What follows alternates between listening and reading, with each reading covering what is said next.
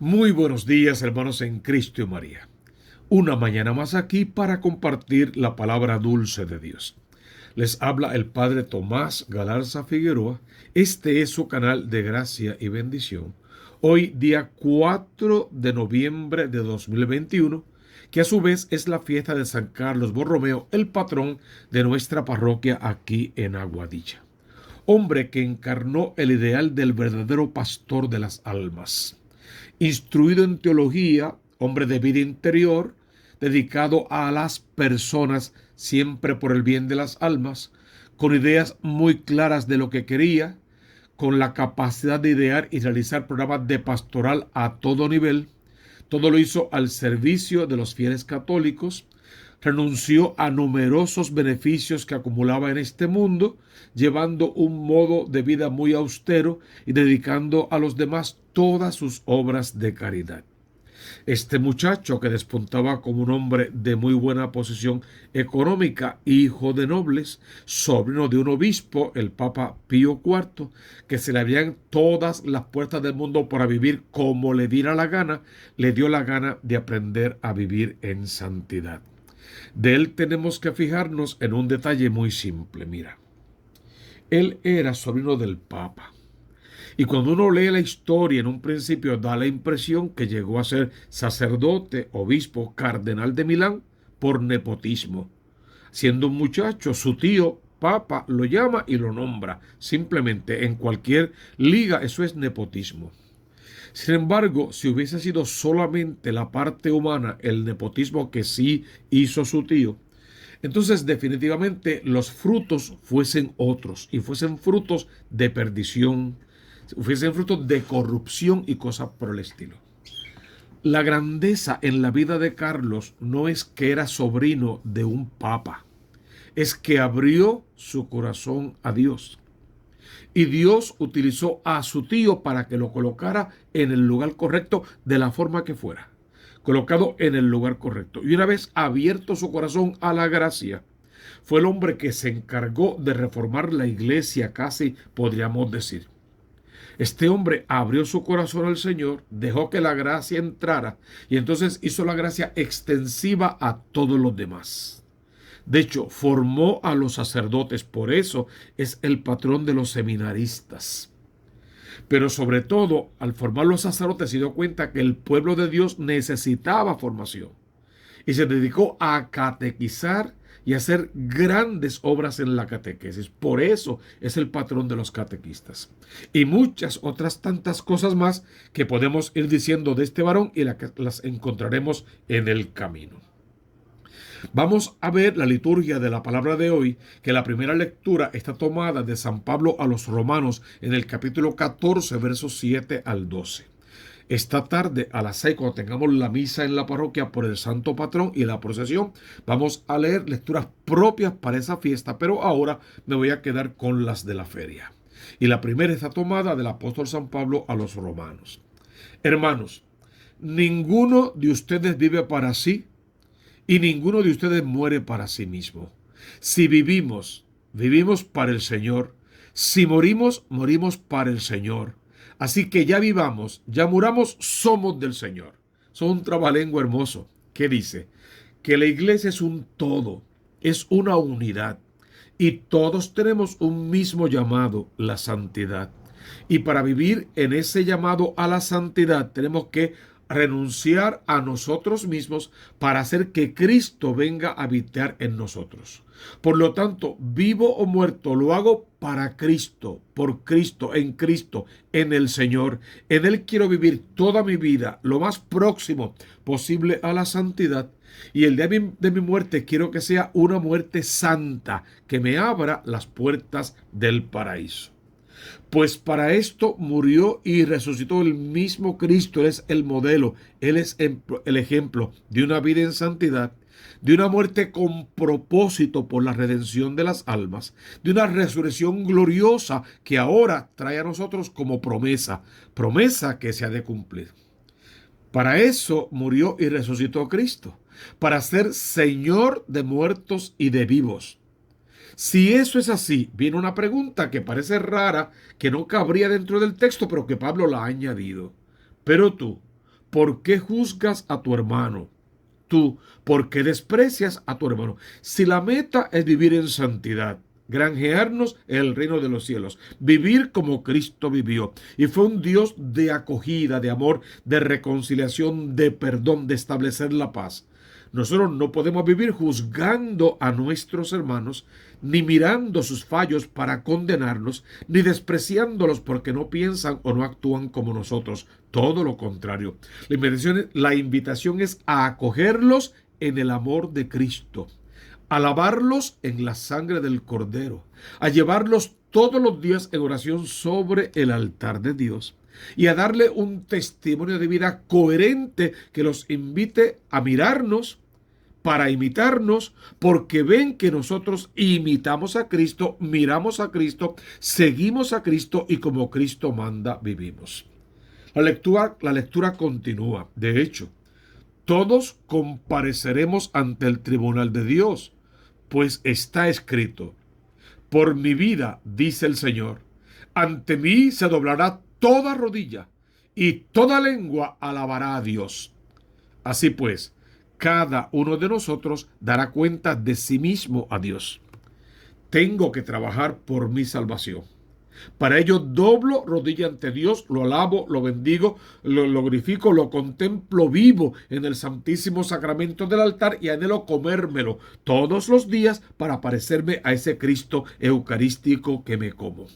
Doblo mi rodilla ante Él, le entrego mi vida completa a Él, mi lengua lo alaba y lo bendice, y entonces, presentado como testimonio de vida para los demás, trabajo definitivamente por mi propia salvación, a la vez que puedo llegar a ser el testimonio que el otro necesita para darse cuenta lo bien que se vive en Cristo Jesús, la grandeza de aspirar a esas promesas del reino de los cielos, el no tener apegos con ninguna cosa de este mundo que al final me trae gran felicidad, y viviendo en santidad, pidiendo al Señor que todo lo que toque en mi diario lo troque en santo, lo atraiga con lazos de amor a la presencia del Cristo de la gloria.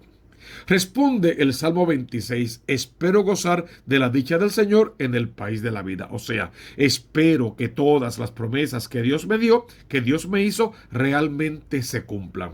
Algunos versos. El Señor es mi luz y mi salvación. ¿A quién temeré? El Señor es la defensa de mi vida. ¿Quién me hará temblar? Una cosa pido al Señor, eso buscaré: habitar en la casa del Señor por los días de mi vida, gozar de la dulzura del Señor contemplando su templo. Espero gozar de la dicha del Señor en el país de la vida. Espera en el Señor, sé valiente, ten ánimo, espera en el Señor. Este salmo nos amonesta y nos anima a vivir en la esperanza de promesas cumplidas, en el deseo incesante de amar a Dios sobre todas las cosas y habitar en su casa todos los días de mi vida y gozar las dulzuras del Señor, o sea, otra vez, las promesas que nos ha hecho y a bien tendrá cumplir. Mira el evangelio de hoy, que se parece a San Carlos Borromeo. Está tomado, según San Lucas, en el capítulo 15, versos 1 al 10. En aquel tiempo solían acercarse a Jesús todos los publicanos y los pecadores a escucharlo. Y los fariseos y los escribas murmuraban diciendo: escoge a los pecadores y come con ellos. Jesús a continuación va a dar 3 parábolas, de las cuales vamos a leer solamente 2, la del dracma perdido y la de las 100 ovejas. Y con ellas intenta explicarles su conducta, lo que están haciendo mal y qué tienen que hacer para cambiar, convertirse y también salvarse. 2 bandos, los publicanos y los pecadores, los que no valen, los que no sirven, la miseria, la escoria del mundo, los rechazados, los despreciados. Por otro lado, los fariseos y los escribas, los que conocen la ley, se supone que la practiquen, se le enseñan a los demás, viven en sus palacios, un nivel económico bastante alto y suficiente, y todas esas otras gracias y bendiciones que ofrece el mundo. Y todo eso en el nombre de Dios. 2 bandos. Cuando leo esto en la fiesta de San Carlos Borromeo, pienso en esta situación. San Carlos se hace sacerdote, dijimos ya que porque su tío, el Papa Pío IV, lo condujo por ese ideal y lo premió y lo bendijo desde antes de que se lo mereciera. Mientras Carlos crecía, había otro joven sacerdote muy cercano que igual vio la situación real de la iglesia, que era escandalosa, putrefacta, terrible, inimaginable casi. Este muchacho, Lutero, Martín Lutero, se da cuenta de todo el mal que está pasando en la iglesia, de lo alejados que están de Dios, del nepotismo, de las barbaridades, del escándalo, de todo lo que nos sirve dentro de la iglesia. Exactamente igual que lo notó San Carlos Borromeo. ¿Cuál es la gran diferencia entre estos dos? Que Martín Lutero se da cuenta, se enoja contra la iglesia, empieza a pelear contra la iglesia, a criticar la iglesia y a hacerle daño a la iglesia. Y con muy buenas intenciones y teniendo razón se separa, se aparta y desde afuera comienza una campaña brutal contra la iglesia, contra la jerarquía, contra las enseñanzas de la iglesia. Una vez que está fuera ya no puede arreglar nada y desde afuera otra vez intenta destruir. Carlos ve exactamente lo mismo, pero se queda adentro. Y desde adentro comienza una transformación. Y empieza por los propios sacerdotes, por el episcopado, por los príncipes de la iglesia. Y él se pone como testimonio vendiendo todas las cosas de su palacio, llevando su vida a un nivel de pobreza aceptable y sirviéndole a las almas con gran generosidad. Pero sobre todo, dos cosas fundamentales.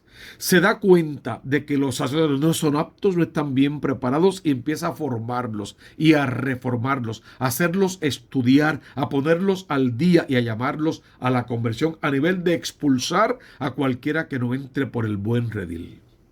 Se da cuenta de que el pueblo santo de Dios está completamente ignorante de las verdades de la fe y establece la catequesis y los canales de la catequesis y lo reforma, y hoy día es el patrón de los seminaristas y el patrón de los catequistas.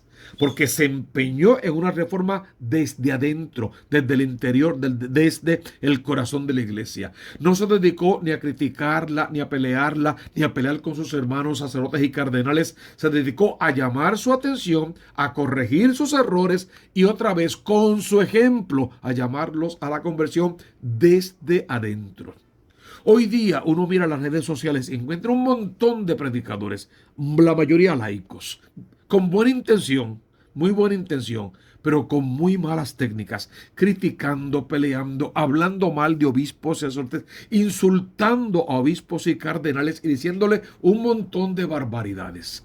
El hecho de que puedan tener razón en lo que apuntan no les da derecho a echar basura sobre la iglesia y sobre el evangelio. Tendrían que volver a examinar sus propósitos, sus maneras, sus formas y sus técnicas, y a veces se parecen más a San Carlos Borromeo, que desde adentro sanó la iglesia, o a Martín Lutero, que desde afuera quiso destruirla y terminó destruido.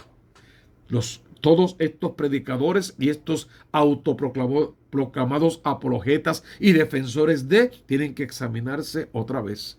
Y yo los invito a seguir el camino de San Carlos Borromeo, desde adentro, de rodillas, con humildad. La única palabra que había en el escudo episcopal de Carlos era humildad, con humildad y mansedumbre, en obediencia total, pero sobre todo por amor a Dios y a la iglesia.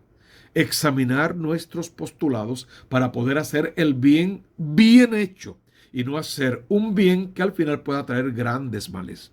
Porque toda esa agua que ensuciamos, todo eso feo que decimos, hace que la gente se aparte de Dios y de la verdad, hagan juicios terribles contra la iglesia y no puedan después encontrar el camino de vuelta a la casa del Padre.